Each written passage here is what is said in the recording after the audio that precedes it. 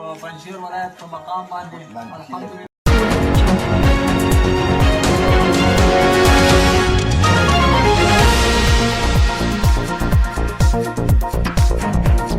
Siapa saja tokoh kunci Taliban di pemerintah baru Afghanistan? Berikut ulasannya, biasakan nonton video sampai selesai. Agar tidak salah faham, support video ini dengan like dan subscribe. Kabul, kelompok Taliban pada Selasa mengumumkan sejumlah pelaksana tugas, PLT, menteri dalam pemerintah baru Afghanistan. Berikut adalah sejumlah fakta tentang tokoh-tokoh yang ditunjuk.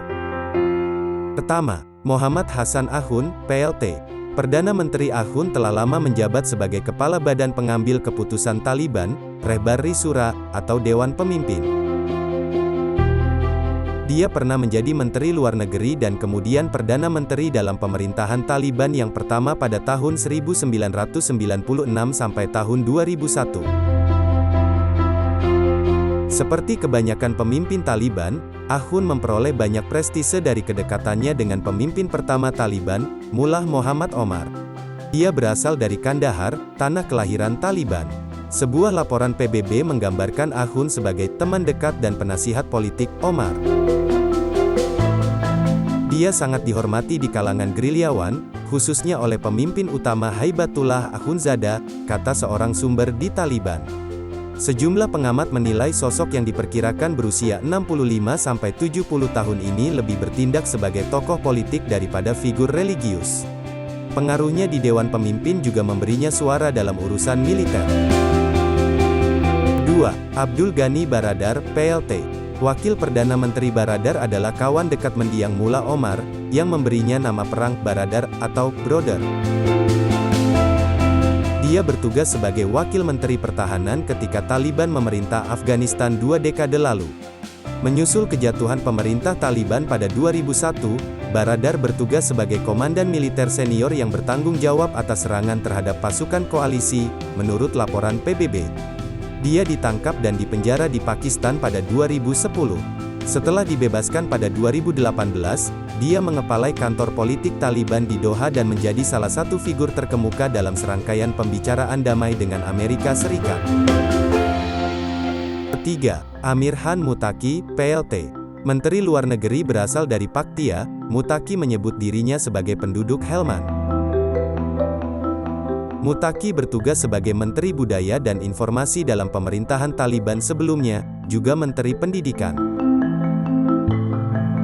Dia kemudian dikirim ke Qatar dan ditunjuk sebagai anggota Komisi Perdamaian dan tim negosiasi yang melakukan pembicaraan dengan AS.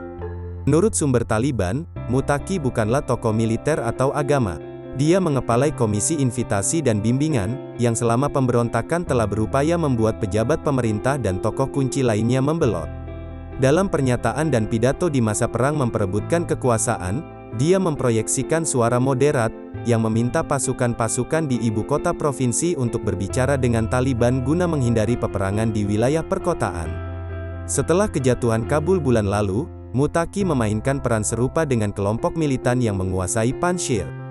Dia menyerukan penyelesaian damai atas peperangan. 4. Mullah Yaqub, PLT. Menteri Pertahanan putra pemimpin Taliban Mullah Omar, Yaqub, semula berusaha untuk menggantikan ayahnya pada tahun 2015. Dia menyerbu rapat dewan yang menunjuk Mullah Akhtar Mansur sebagai pengganti ayahnya, namun akhirnya berdamai. Dalam usia yang masih 30-an tahun dan tanpa pengalaman bertempur sebagai komandan perang, dia memimpin sebuah bagian dari gerakan Taliban di Kandahar berkat prestise dari nama ayahnya. Dia ditunjuk sebagai kepala seluruh komisi militer Taliban tahun lalu dan bertugas mengawasi semua operasi militer di Afghanistan. Bersama Baradar dan Sirajuddin Haqqani, dia adalah salah satu wakil pemimpin. Meskipun dipandang sebagai seorang moderat oleh sejumlah analis barat, para komandan Taliban menyebut Yaqub sebagai salah satu pemimpin yang mendorong operasi militer terhadap kota-kota yang perlu dikuasai beberapa pekan sebelum kejatuhan Kabul. 5. Sirajuddin Haqqani, PLT. Menteri Dalam Negeri Sirajuddin Haqqani mengepalai jaringan Haqqani yang berpengaruh setelah ayahnya, Jalaluddin Haqqani, wafat pada 2018. pernah didukung AS sebagai salah satu kelompok militan anti-Soviet paling efektif pada tahun 1980-an, kelompok semi-otonomi itu dipersalahkan atas sejumlah serangan mematikan pada pasukan koalisi. Jaringan Haqqani, yang statusnya dalam struktur Taliban menjadi perdebatan, telah ditetapkan oleh AS sebagai sebuah organisasi teroris asing meskipun Taliban sendiri tidak. Komite Sanksi PBB juga mengatakan kelompok itu, yang berbasis di daerah perbatasan tanpa hukum di antara Afghanistan dan Pakistan, terlibat langsung dalam produksi dan perdagangan narkotika. Haqqani merupakan seorang buronan FBI paling dicari karena diduga terlibat dalam serangan bunuh diri dan memiliki hubungan dengan Al-Qaeda. Departemen Luar Negeri AS telah menawarkan hadiah hingga $10 juta bagi pemberi informasi yang bisa membuatnya tertangkap. 6. Zabihullah Mujahid, PLT, Wakil Menteri Penerangan lama menjadi juru bicara Taliban. Mujahid telah lebih dari 10 tahun menjadi figur kunci yang memberikan informasi tentang aktivitas Taliban. Dia secara berkala mengunggah rincian serangan bunuh diri lewat akun Twitternya.